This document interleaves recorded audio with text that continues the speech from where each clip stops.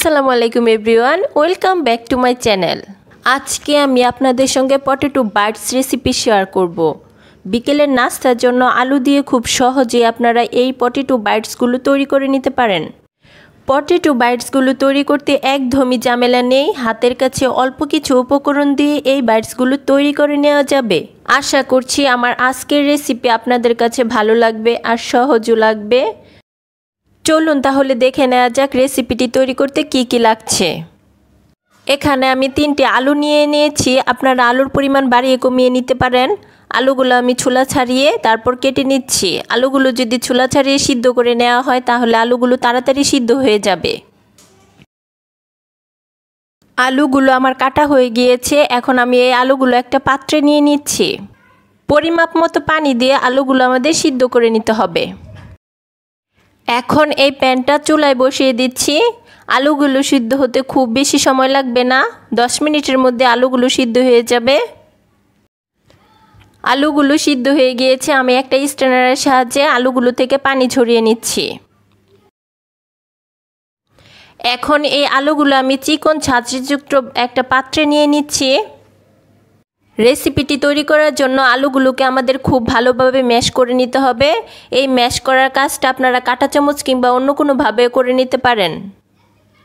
দেখতেই পাচ্ছেন আলুগুলো আমার ম্যাশ করা হয়ে গিয়েছে। এখন আমি ঝাঁঝরি থেকে আলুগুলো আমি ছাড়িয়ে নিচ্ছি। এখন এই আলুর মধ্যে দিয়ে দিচ্ছি 1/4 কাপ কর্নফ্লাওয়ার। কর্নফ্লাওয়ারের পরিবর্তে এখানে আটা কিংবা ময়দাও দেওয়া যাবে। এখন দিয়ে দিচ্ছি 1/4 কাপ চালের গুঁড়া। দিয়ে দিচ্ছি 2 টেবিল চামচ ধনেপাতা কুচি। দিয়ে দিচ্ছি 1/2 চা চামচ বেকিং পাউডার। দিয়ে দিলাম 1/2 চা চামচ লবণ। দিয়ে দিচ্ছি 1/2 চা চামচ চিনি। এখন দিয়ে দিচ্ছি 2 টেবিল চামচ তেল। এখন সব কিছুকে একসাথে খুব ভালোভাবে মিশিয়ে নিচ্ছি। আলুর এই উপকরণগুলো খুব ভালোভাবে মিশিয়ে নিতে হবে যেন কোনো লাম্পস না থাকে।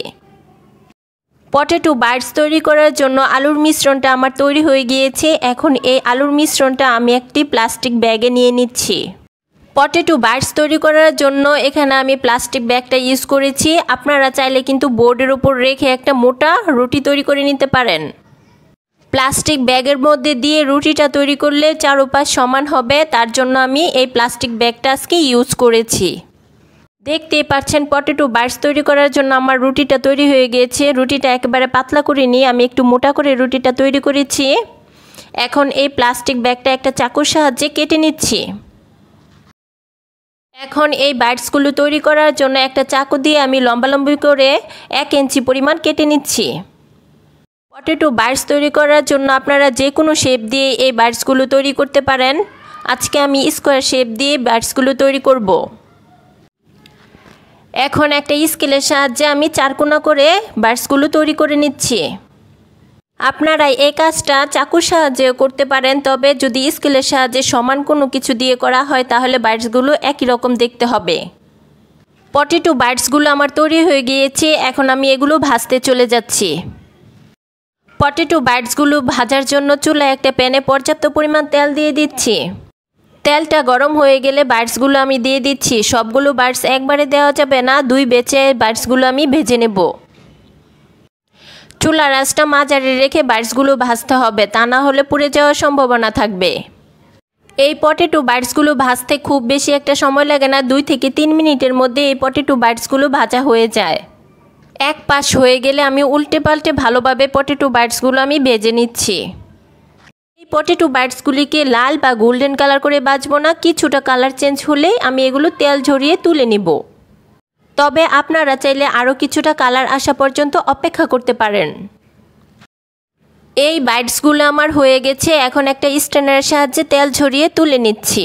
একইভাবে আমি সবগুলো বাইটস ভেজে নেব। দেখতেই পাচ্ছেন একদমই অল্প উপকরণ আর একদমই ঝটপটভাবে তৈরি হয়ে গেল মজাদার পটেটো বাইটস। মাশাআল্লাহ, দেখতে কিন্তু অনেক বেশি লোভনীয় হয়েছে, বাচ্চারা খুবই পছন্দ করবে। বিকেলে চায়ের সঙ্গে কিন্তু একদমই জমে যাবে। আশা করছি আমার আজকের রেসিপি খুবই ভালো লেগেছে আর সহজও লেগেছে। আমার রেসিপি ভালো লাগলে আমার চ্যানেলটি সাবস্ক্রাইব করবেন আর পাশে থাকা বেল আইকনটি প্রেস করে দিবেন, যাতে পরবর্তীতে কোনো ভিডিও ছাড়লে সাথে সাথে নোটিফিকেশন চলে যায়।